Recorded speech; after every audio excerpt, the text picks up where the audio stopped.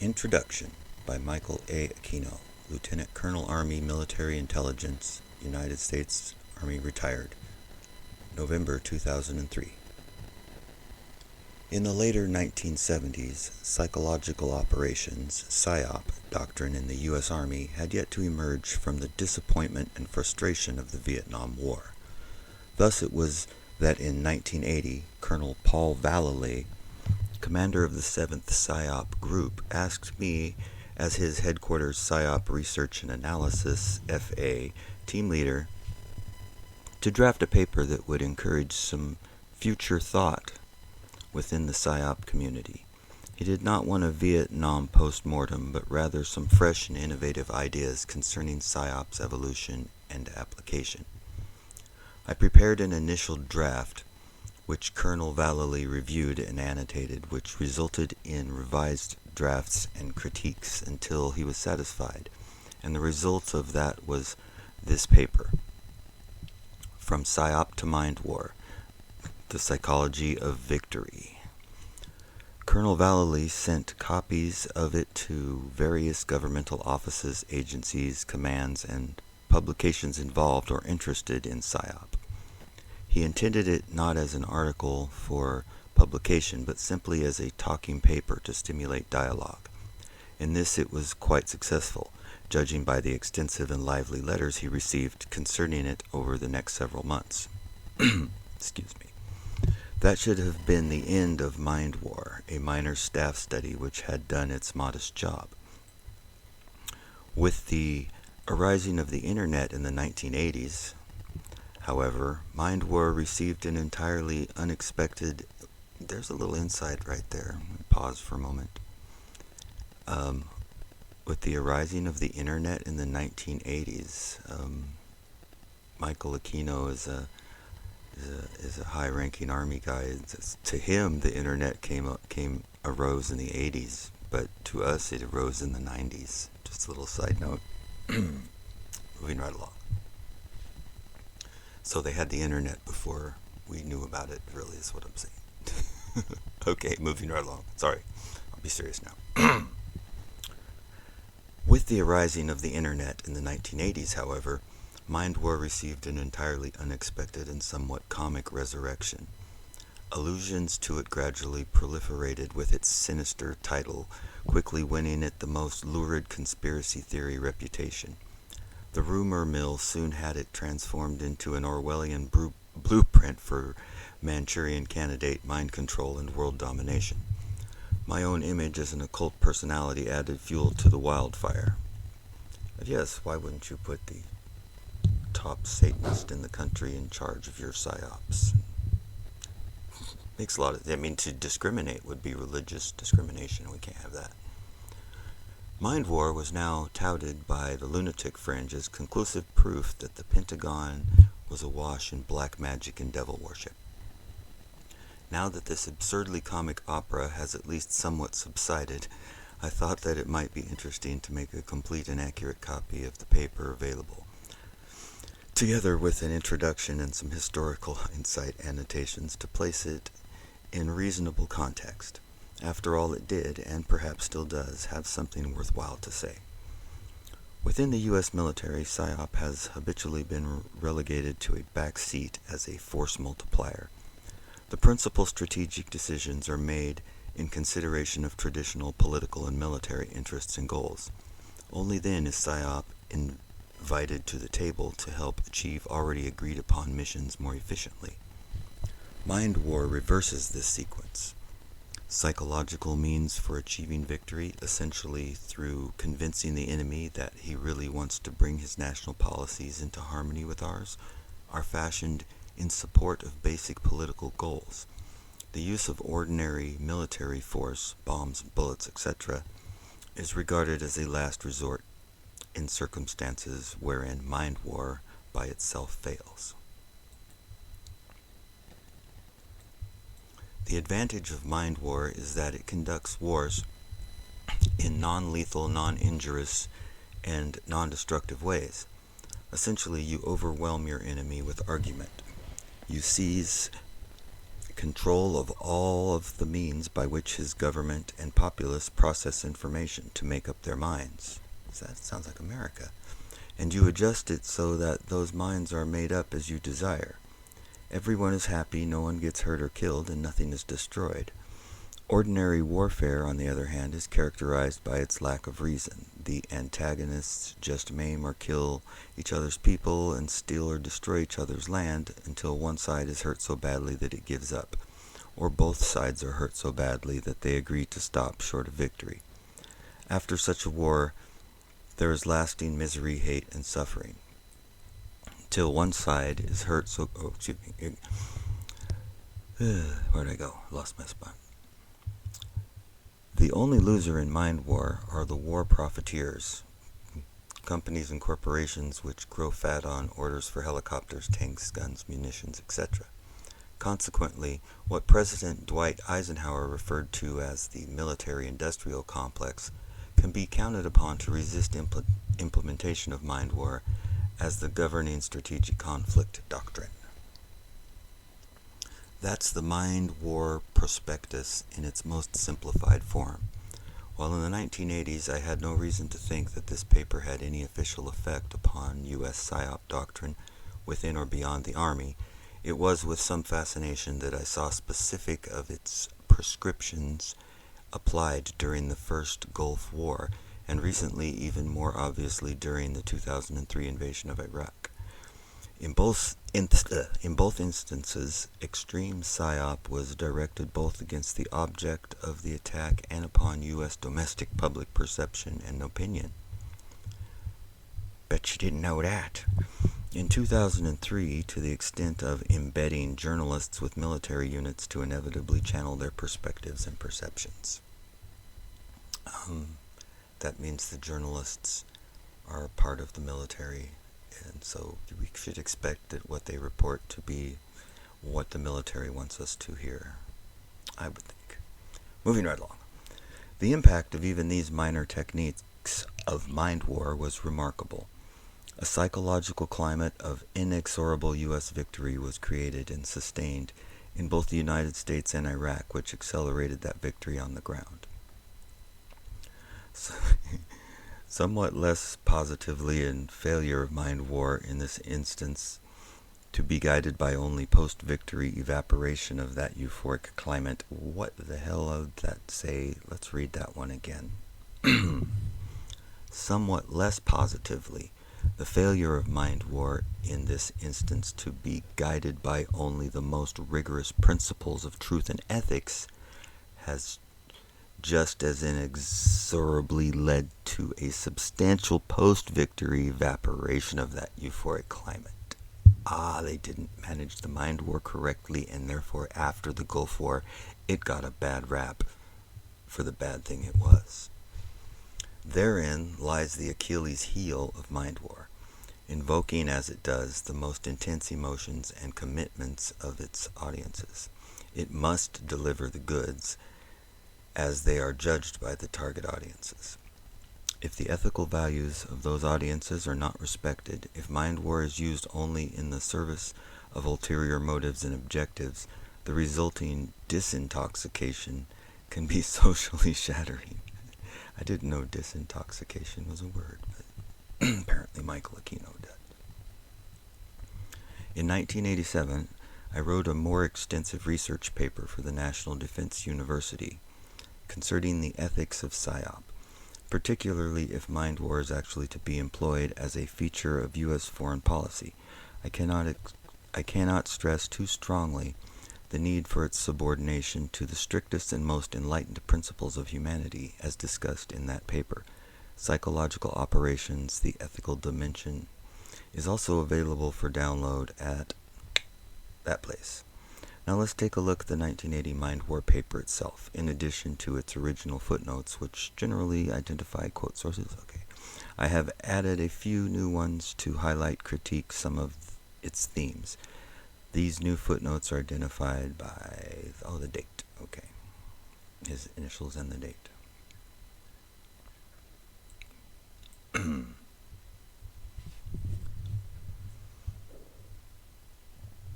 Lieutenant Commander John Alexander's Military Review article in support of psychotronics, intelligence and operational employment of ESP, was decidedly provocative. Criticism of research in this area, based as it is on existing frontiers of scientific law, brings to mind the laughter that greeted the Italian scientist Spallanzani in 1794 when he suggested that bats navigate in the dark by means of what we now call sonar. If they see with their ears, then do they hear with their eyes, went the joke. But I suspect that the U.S. Navy is glad someone took the idea seriously enough to pursue it. Psychotronic research is in its infancy, but the U.S. Army already possesses an operational weapons system designed to do what Lieutenant Commander Alexander would like ESP to do, except that this weapons system uses existing communications media. It seeks to map the minds of neutral and enemy individuals and then to change them in accordance with U.S. national interests. It does this on a wide scale, embracing military units, regions, nations, and blocks. In its present form, it's called psychological operations, PSYOP. Does PSYOP work, or is it merely a cosmetic which field commanders would rather not be bothered? Had the question been asked in 1970, the answer would have been that PSYOP works very well indeed. In 1967 and 68 alone, a total of 29,276 armed Viet Cong NVA, the equivalent of 95 enemy infantry battalions, surrendered to ARVN or MACV forces under the Choi Hoi amnesty program, the major PSYOP effort in the Vietnam War. At the time, MACV estimated that the elimination of that same number of troops in combat would have cost us 6,000 dead.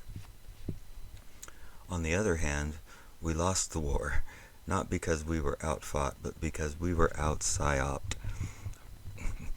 Not because we were wrong, because we were out-PSYOPed. Our national will to victory was attacked more efficiently than we attacked that of the North Vietnamese and Viet Cong, and perception of this fact encouraged the enemy to hang on until the United States finally broke and ran for home. He's got a strange take on the Vietnam War. So our PSYOP failed. It failed not because we didn't out-PSYOP the Vietnamese, that's what it was. We were focusing the PSYOP on our own people too much, and we didn't save enough for them. Just my thoughts. Moving right along. So our PSYOP failed. It failed not because its principles were unsound, but rather because it was outmatched by the PSYOP of the enemy. The Army's efforts enjoyed some impressive successes, but our own PSYOP did not really change the minds of the enemy populace, nor did it defend the U.S. populace at home against the propaganda of the enemy. I don't know where that even factors in. What propaganda of the enemy? The only propaganda in America is America's propaganda. Moving right along. Furthermore, the enemy's PSYOP was so strong that those Vietnam PSYOP agents were so strong we couldn't battle them. Our men were just beaten. Furthermore, the enemy's PSYOP was so strong that not bigger armies or better weapons overcame all of the Cobras and Spookies, and the ACAVs and the B-52s were fielded. The lesson is not to ignore our own PSYOP capability, but rather to change it and strengthen it so that it can do precisely that kind of thing to our enemy in the next war. How well did that work out, and where was our next war after that? Wasn't that Central America? But that's not really talked about, so. Better hardware is nice, but by itself it will change nothing if we do not win the war for the mind. The first thing it is necessary to overcome is a view of PSYOP that limits it to routine, predictable, over-obvious, and hence marginally effective leaflet and loudspeaker applications. Battlefield devices of this sort have their place, but it should be that of an accessory to the main effort. Typo, Mr. Aquino. With his, what was his word? I can't remember. Anyway, okay. It must originate at the national level. It must strengthen our national will to victory. And it must attack and ultimately destroy that of our enemy. It both causes and is affected by physical combat, but it is a type of war which is fought on a far more subtle basis as well in the minds of the national populations involved. So let us begin with a simple name change. We shall rid ourselves of the self-conscious, almost embarrassed concept of psychological operations, and in its place we shall create MindWar. The term is harsh and fear-inspiring, and so it should be. It is a term of attack and victory, not one of the rationalization and coaxing and conciliation. The enemy may be offended by it. That is quite all right, as long as he is defeated by it. A definition is offered. Mind war is the deliberate, aggressive convincing of all participants in a war that we will win that war. It is a deliberate in that it is planned, systematic, and comprehensive effort involving all levels of activity, from the strategic to the tactical. It is aggressive because opinions and attitudes must be actively changed from those antagonistic to us to those supportive of us if we are to achieve victory. We will not win if we content ourselves with countering opinions and attitudes instilled by enemy governments. We must reach the people before they resolve to support their armies, and we must reach those armies before our combat troops ever see them on battlefields. Compare this definition with that of psychological warfare as first offered by General William Donovan of the OSS in his World War II era Basic Estimate of Psychological Warfare, in which it says, psychological warfare is the coordination and use of all means, including moral and physical, by which the end is attained, other than those of recognized military operations, but including the psychological exploitation of the result of those recognized military actions, which tend to destroy the will of the enemy to achieve victory and to damage his political or economic capacity to do so, which tend to deprive the enemy of the support, assistance, or sympathy of his allies or associates, or of neutrals, or to prevent his acquisition of such support, assistance, or sympathy, or which tend to create, maintain, or increase the will to victory of our own people and allies, to acquire, maintain, or to increase the support, assistance, and sympathy of neutrals. If the euphemism psychological operations resulted from, as one general officer put it in a 1917 letter, a great need for a synonym which would be used in peacetime that would not shock the sensibilities of the citizens of democracy, then it may have succeeded domestically. On the other hand, it does not seem to have reassured the sensibilities of the Soviets, who in 1980 described the U.S. Army PSYOP as including unpardonable methods of ideological sabotage, including not just blackmail, provocation, and terror. That's what the Russians thought of it. The reluctance with which the Army has accepted even an antiseptic PSYOP component is well documented in Colonel Alfred Paddock's brilliant treatise on the history of PSYOP establishment. Again and again, efforts to forge this weapon into a most effective configuration were frustrated by leaders who could not or should not see that wars are fought and won or lost not on battlefields but in the minds of men, as Colonel Paddock so aptly concludes.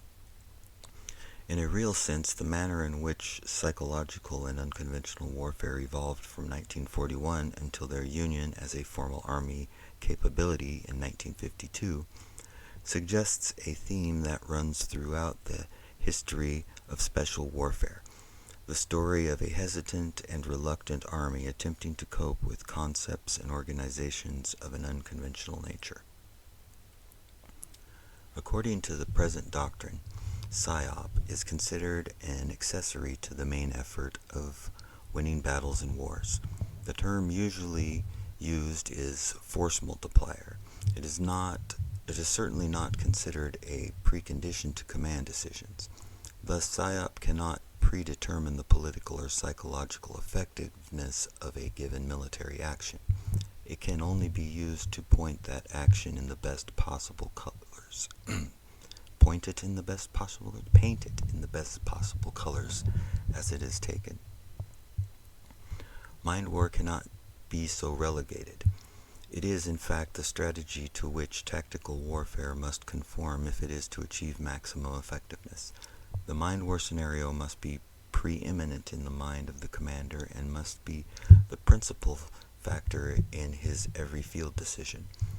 Otherwise, he sacrifices measures which actually contribute to winning the war to measures of immediate tangible satisfaction. Consider the rationale for body counts in Vietnam. The rationale. Accordingly, PSYOP combat support units, as we now know them, must become a thing of the past. MindWar teams must offer technical expertise to the commander from the onset of the planning process, and at all levels down to that of the battalion. Such teams cannot be composed, as they are now, of branch immaterial officers and NCOs who know simply the basics of tactical propaganda operations.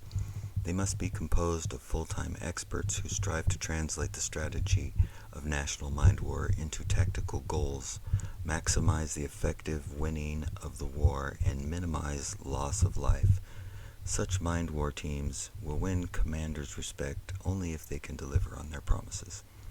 What the Army now considers to be the most effective PSYOP, tactical PSYOP, is actually the most limited and primitive effort due to the difficulties of formulating and delivering messages under battlefield constraints. Such efforts must continue, but they are properly seen as reinforcement of the main MindWar effort. If we do not attack the enemy's will until he reaches the battlefield, his nation will have strengthened it as best it can. We must attack that will before it is locked in place. We must instill in it a predisposition to inevitable defeat. Strategic MindWar must begin the moment war is considered to be inevitable.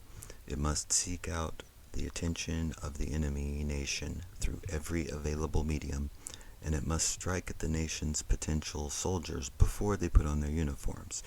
It is in their homes and their communities that they are most vulnerable to MindWar. Was the United States defeated in the jungles of Vietnam, or was it defeated in the streets of the American cities? Or both. To this end, MindWar must be strategic in emphasis, with tactical applications playing a reinforcing supplementary role. In its strategic context, MindWar must reach out to friends, enemies, and neutrals alike across the globe. Across the globe? I mean around the globe, if we were on a globe. But I digress. Neither through primitive battlefield leaflets and loudspeakers of PSYOP, nor through the weak, imprecise, and narrow effort of psychotronics, but through the media possessed by the United States, which now have the capabilities to reach virtually all people on the face of the earth. Possessed. Media possessed. I think that's a little giveaway. These media are, of course, the electronic media, television and radio. Of course. State-of-the-art developments in satellite communication, video recording techniques, and laser and optical transmission of broadcasts make possible a penetration of the minds of the world such as would have been inconceivable just a few years ago. Like the sword Excalibur, we have but to reach out and seize this tool, and it can transform the world for us. If we have the courage and the integrity to enhance civilization with it. Enhance civilization? The Army enhances civilization? Wow. If we do not accept Excalibur, then we relinquish our ability to inspire foreign cultures with our morality. I'm sorry. That's funny. If they then desire moralities unsatisfactory to us, we have no choice but to fight them on a more brutish level. MindWar must target all participants if it is to be effective. It must not only weaken the enemy, it must strengthen the United States. It strengthens the United States by denying enemy propaganda access to our people, and by explaining and emphasizing to our people the rationale for our national interest in a specific war. Under existing United States law, PSYOP units may not target American citizens. That prohibition is based upon the presumption that propaganda is necessarily a lie, or at least a misleading half-truth, and that the government has no right to lie to the people. The propaganda ministry of Goebbels must not be a part of the American way of life. Well, quite right, and so it must be axiomatic of MindWar that it always speaks the truth. Its power lies in the ability to focus recipients' attention on the truth of the future as well as that of the present. MindWar thus involves the stated promise of the truth that the United States has resolved to make real if it is not already so. MindWar is not new. Nation's greatest and least costly victories have resulted from it, both in time of actual combat and in time of threatened combat. Consider the atomic attacks on Hiroshima and Nagasaki, where people have lived continuously since then up to the present day. The physical destruction of those two cities did not destroy Japan's ability to continue fighting. Rather, the psychological shock of the weapons destroyed what remained of Japan's national will to fight. Surrender followed. A long and costly ground invasion was averted. Look into it. MindWar's effectiveness is a function of its own skillful use of communications media, but no greater error could be made than to confuse MindWar with merely a greater and more unprincipled propaganda effort. Oh, of course not. Propaganda, as defined by Harold Laswell, is the expression of opinions or actions carried out deliberately by individuals or groups with a view to influence the opinions or actions of other individuals or groups for predetermined ends and through psychological manipulations. End quote. Oh wait, that says 14. Okay. Propaganda, when it is recognized as such, and anything produced by a PSYOP unit is so recognized, is automatically assumed to be a lie or at least a distortion of the truth. Therefore, it works only to the extent that a militarily pressed enemy is willing to do what we want him to. It does not work because we have convinced him to see the truth as we see it. If his conclusions, chapter to the Army's exhaustive 1976 case study of PSYOP techniques by L. John Martin, affirms this coldly and bluntly. What this all boils down to is that if our persuasive communication ends up with a near positive effect, we must attribute it to luck, not science. The effectiveness of propaganda may be even less predictable and controllable than the effectiveness of mere persuasive communications. Lost my mouse.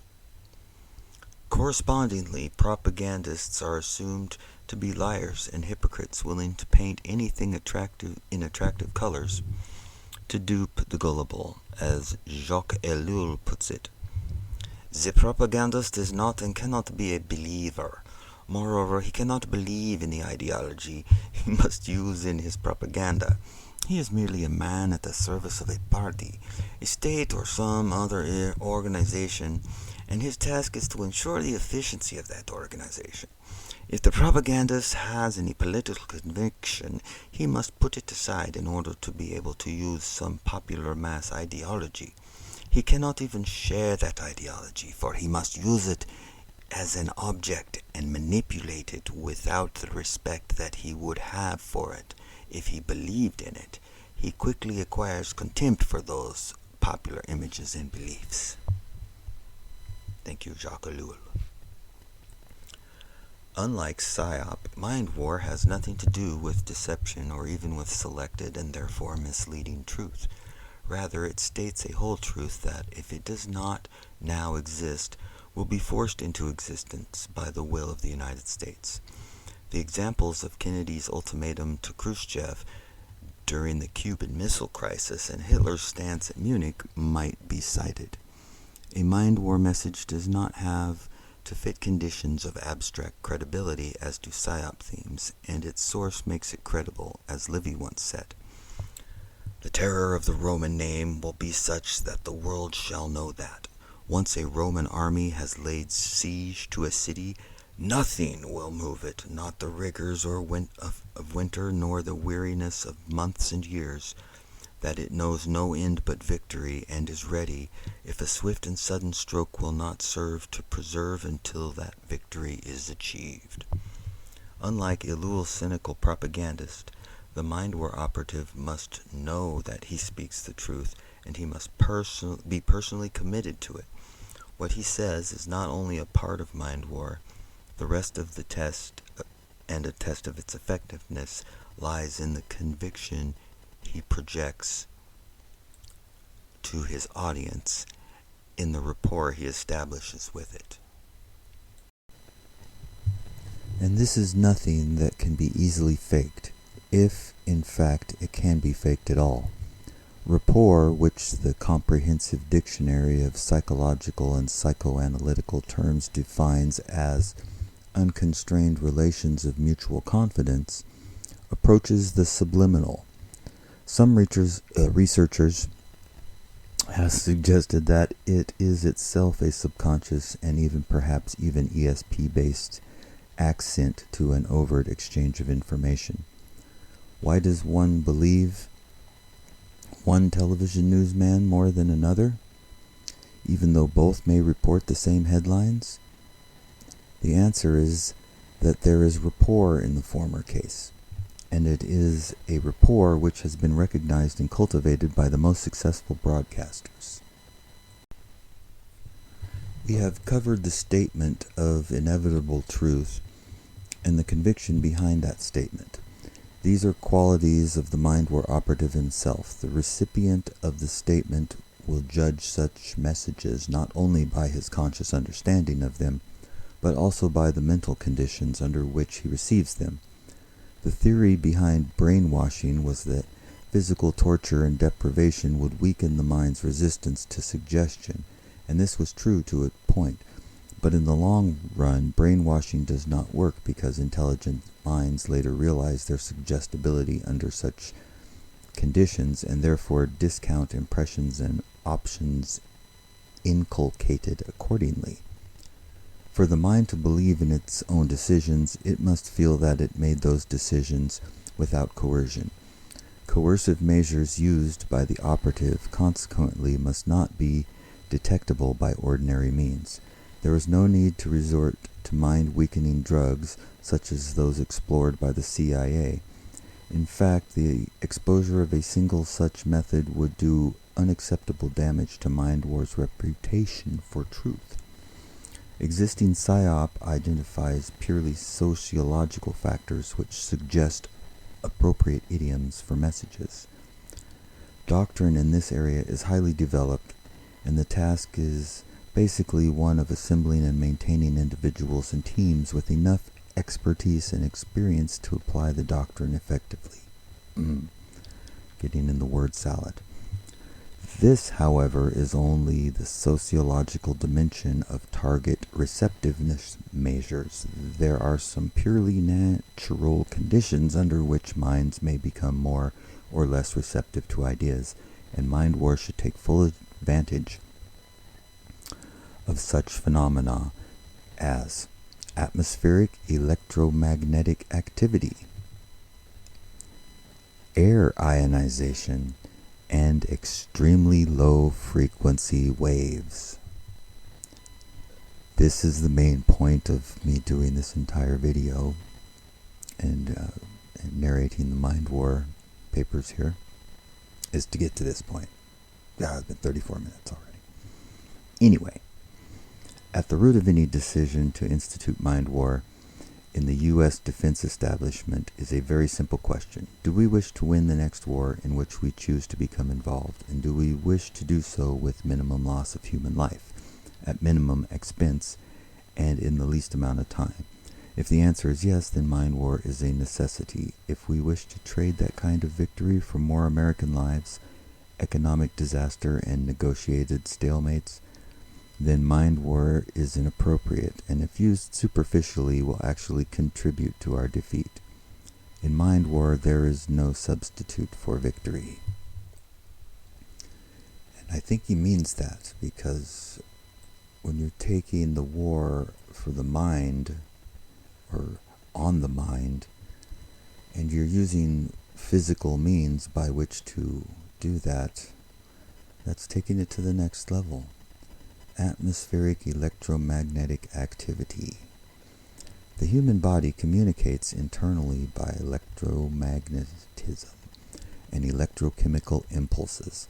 The EM field displayed in Kirlian photographs the effectiveness of acupuncture and the body's physical responses to various types of EM radiation, X-rays, infrared radiation, visible light, spectra, etc., are all examples of human sensitivity to electromagnetic forces and fields. Atmospheric electromagnetic activity is regularly altered by such phenomena as sunspot eruptions and gravitational stresses, which distort the Earth's magnetic field.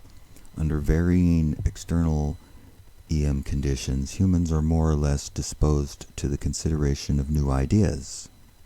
Under varying external EM conditions, humans are more or less disposed to the consideration of new ideas. The electromagnetic conditions in your environment affect your susceptibility to consider new ideas. That's a strange one. MindWar should be timed accordingly, per Dr. L.J. Ravitz.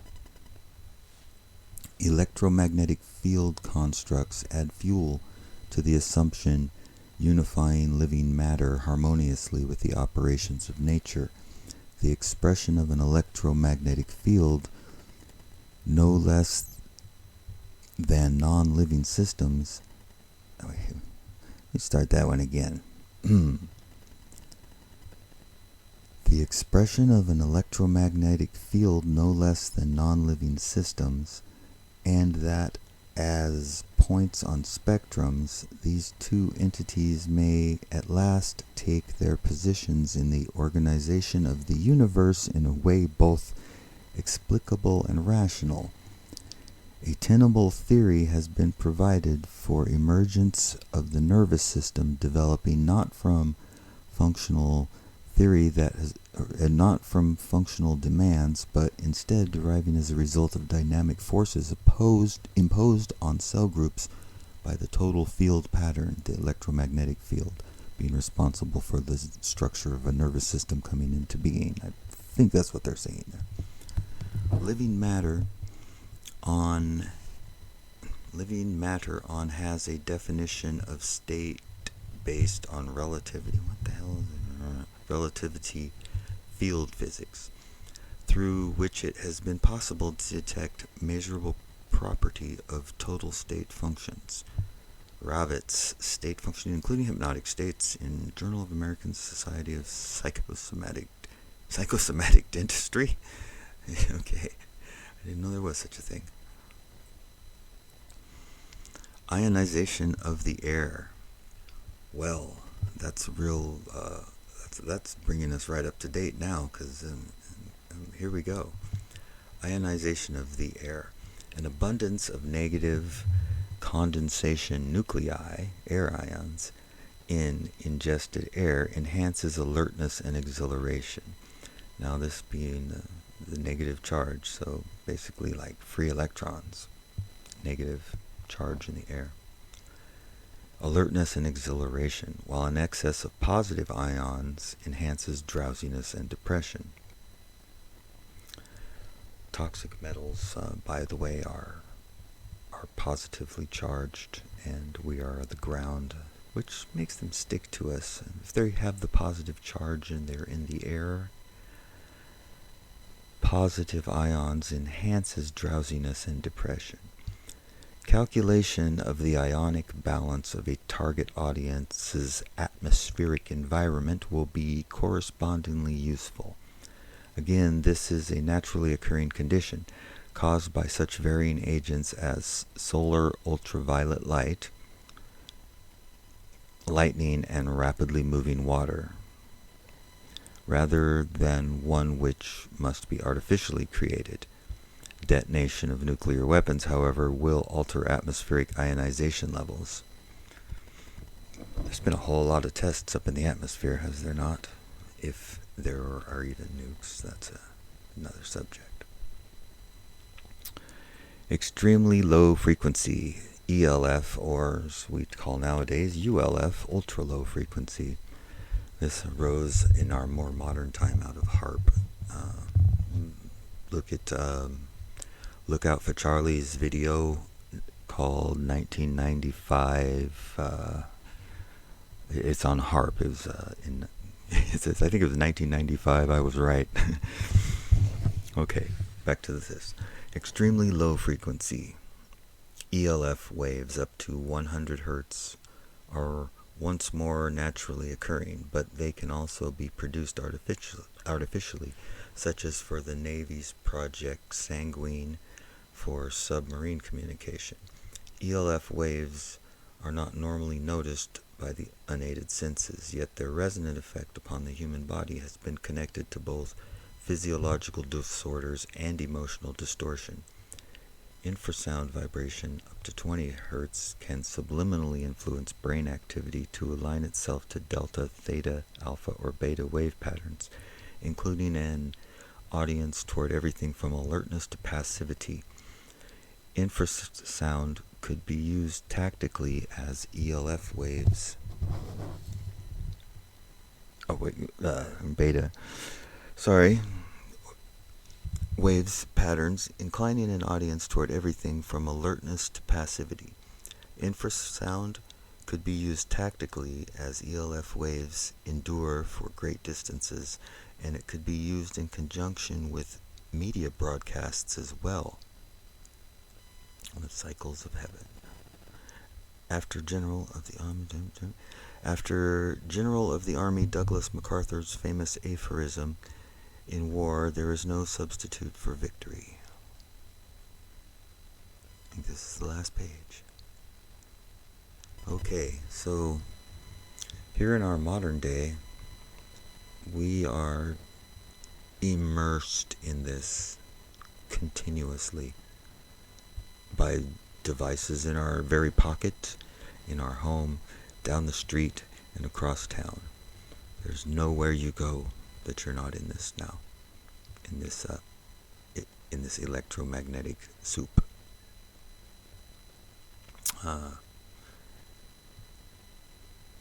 So let's review this one more time. The human body communicates internally by electromagnetism and electrochemical impulses. The EM field displayed in Kirlian photographs, the effectiveness of acupuncture, and the body's physical responses to various types of EM radiation, X-rays, infrared, radiation, visible light, etc., are all examples of human sensitivity to electromagnetic forces and fields. Atmospheric electromagnetic activity, regularly altered by such phenomena as sunspot eruption, gravitational stretches, which distort Earth's magnetic field. Under varying external EM conditions, humans are more or less disposed to the consideration of new ideas. MindWar should be timed accordingly. We know we have the technological means to induce all of those states. In fact, the cell grid is a machine that can do just that. Nobody seems to have a problem with being built all around them. To me, it's a wireless prison. You know, the Wi-Fi is a fenceless prison. It's an electronic leash. It's like the phone is an electronic leash. Ionization of the air. If you look into it, you will find that filling the air with aerosolized metals ionizes it. And what can be done in the ionized air? An abundance of negative condensation in ingested air enhances alertness and exhilaration, while an excess of positive ions enhances drowsiness and depression. And we're only getting positive ones in the air. Sorry, they're not concerned with giving us the negative ones. In this case, negative would be positive, and positive would be negative. Calculation of the ionic balance of a target audience's atmospheric environment will be correspondingly useful. Again, this is a naturally occurring condition caused by such varying agents as solar, ultraviolet light, lightning, and rapidly moving water, rather than one which must be artificially created. But in saying so, that is acknowledgement that it can be artificially created, nuclear weapons, etc. And the ELF, these we won't even know are there. They'll permeate everything, you know. Yeah. ELF waves are not normally noticed by the unaided senses, yet their resonant effect upon the human body has been connected with both physiological disorders and emotional distortion. I bet there's a lot of people experiencing all of these things right now. In fact, I know there is. It's an epidemic in the nation, and this tells you how long ago it was being planned, you know. This is not an accident that these things have come to pass.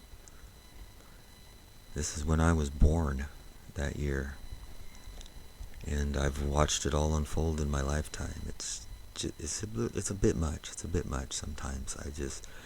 I'm boggled by the notion, or by the idea, or by my perception that most people in this that I encounter in the country, they've never even heard of these things. They wouldn't believe it was possible or real if you told them, and they're definitely not going to take the time to study and learn about them in order to understand it. So this is just for those who will listen.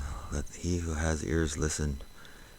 Protect yourself. Clean your air with air filters. Electrostatics are the best. Second to that, swamp coolers. You blow air over water, and the water will absorb contaminants and help purify that air. If that's all you can do, that's all you can do. And that's actually, I run those a lot. And shielding. I don't really know enough to direct anybody on that. I make my own shielding wearing copper, and try to, avoid maybe getting that apartment that is right underneath the big cell tower. That's probably a good idea, or, things along those lines. And just take care of yourself, and, try not to get caught up, because there's a whole lot of entities vying for our attention right now, and if we fall into fear and we believe the lies that are pushed on the media machine, we might react in the ways they want, and what they want is what they've always wanted, and that's for the people to be defeated and destitute and completely controlled with no hope. I'm not cool with that personally. So everybody, you take care, and God bless. Bye-bye.